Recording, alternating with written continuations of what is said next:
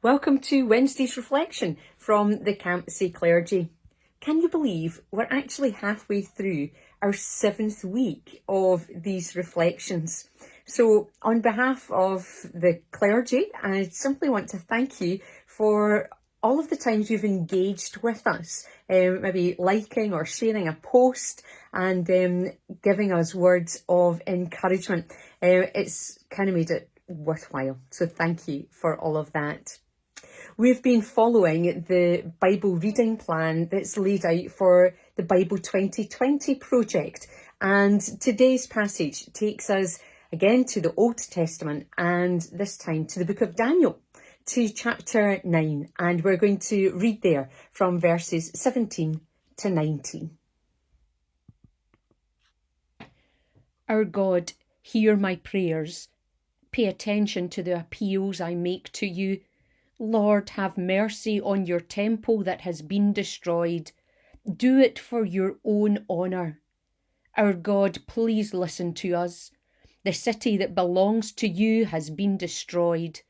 Open your eyes and see it. We aren't asking you to answer our prayers because we are godly. Instead, we're asking you to do it because you love us so much.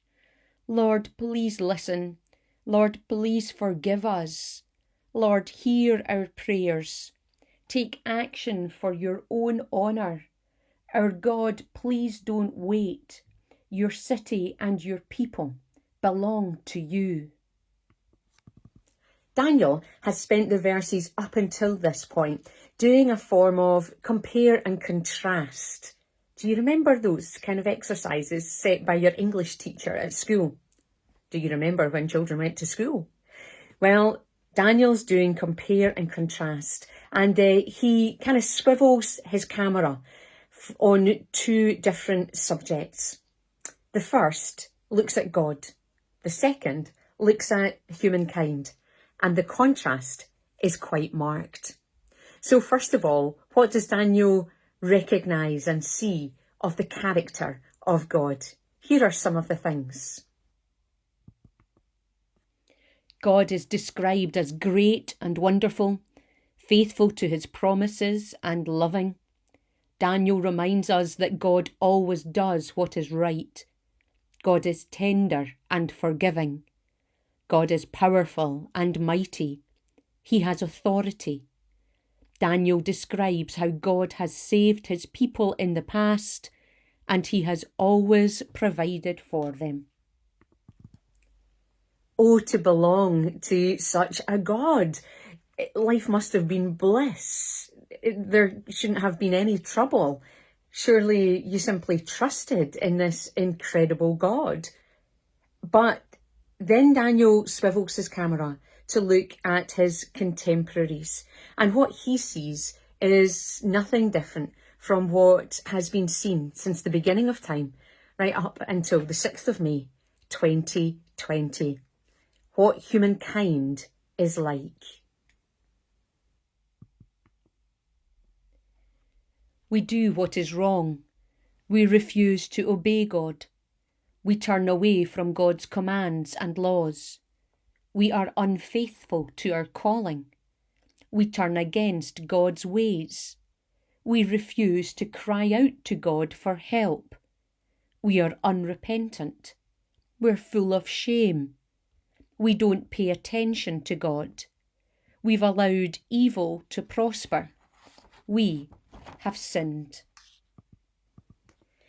It's a catalogue of woe and disaster, as Daniel describes what his people are like, what we are like.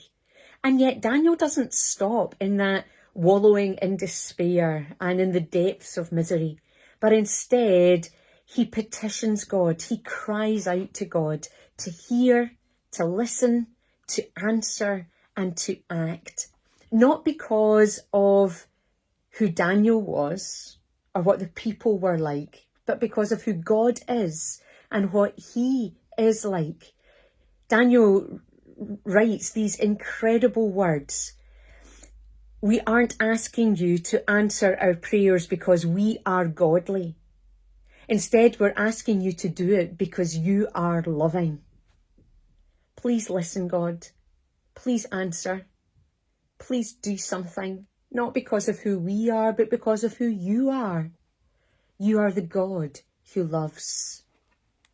There's plenty in Daniel's prayer that can inspire us and encourage us in our praying today. Our world is in a mess. We have situations within our own individual lives that are messy. We don't need things to go back to normal. Normal wasn't working. What we need is for something that is dramatically different. We need God to take action. So let's cry out to him to bring that change, not because of who we are and what we're like, but because of who he is and what God is like. Lord, hear our prayer because you love us.